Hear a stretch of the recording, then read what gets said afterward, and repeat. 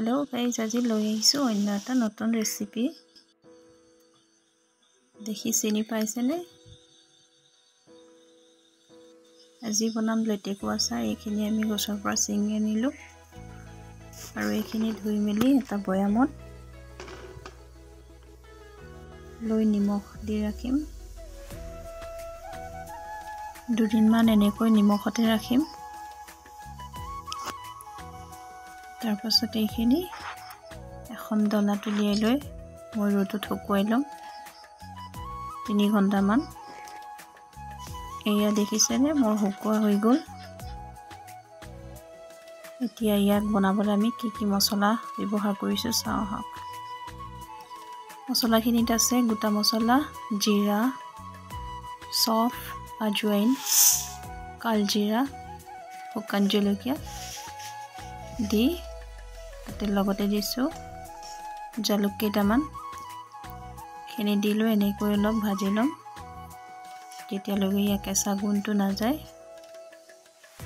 আৰু লগতে তেজপাত কেইখিলামানো দি দিছো। এইখিনি এতিয়া উলিয়াই ঠাণ্ডা কৰি লম আৰু এতিয়া এইখিনি ঠাণ্ডা হোৱাৰ পাছত এনেকৈ গ্ৰাইণ্ডাৰত মই গ্ৰাইণ্ড কৰি লম। তাৰ পাছত এখন কেৰাহীত মই তেল গৰম কৰি তাত কেইটামান পাঁচফোৰণ দি লৈছো। তেলখিনি ভালকে গৰম হ'বলৈ দিয়া নাই, নহ'লে মছলাবোৰ জ্বলি যাব পাৰে। এতিয়া ইয়াতে দি দিছো মই বাকি পিচি থোৱা মছলাখিনি আৰু ইয়াতে অলপ দিম জলকীয়া গুড়া, লগত দিছো হালধি আৰু দিছো অলপ নিমখ। আৰু এতিয়া এইখিনি এনেদৰে অলপ ভাজি লম কম হিটতে গোটেইখিনি মিক্স হোৱালৈকে। এনেদৰে লৰাই মছলাবোৰ ভাজি লৈছো আৰু এতিয়া দি দিম মই লেটেকুখিনি। গোটেইখিনি দি ল'ম মই। এতিয়া দিয়াৰ পাছত গোটেইখিনি লৰাই ল'ম।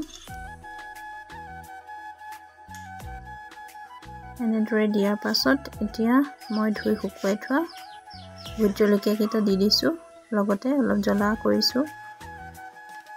তেতিয়া আচাৰ খাই ভাল লাগে জ্বলা হ'লে।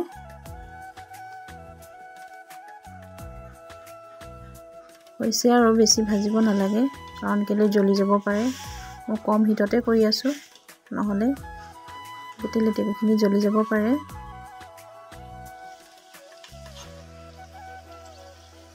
দেখিছে হৈ আছে।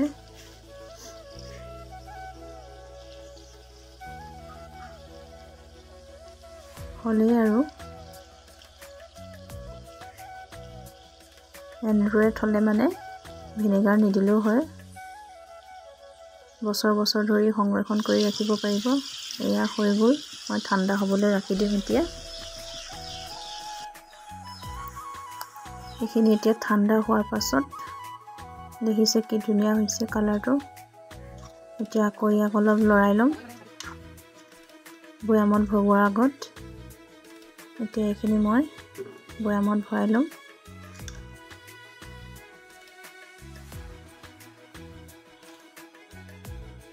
এইখিনি এতিয়া ভৰোৱাৰ পাছত কেইদিনমান ৰ'দত দিব লাগিব। তেতিয়া যিমানে আচাৰ ৰ'দত দিয়া হয় সিমানেই গুণটোও ধুনীয়া হয় আৰু খাবলৈও ভাল লাগে।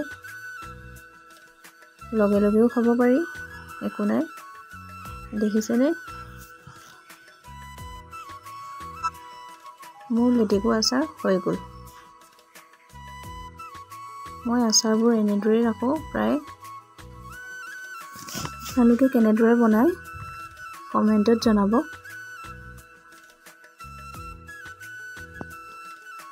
যদি ভাল পাইছে ভিডিঅ'টো লাইক এটা কৰি যাব আৰু চেনেলটো পাৰিলে ছাবস্ক্ৰাইব কৰি দিব।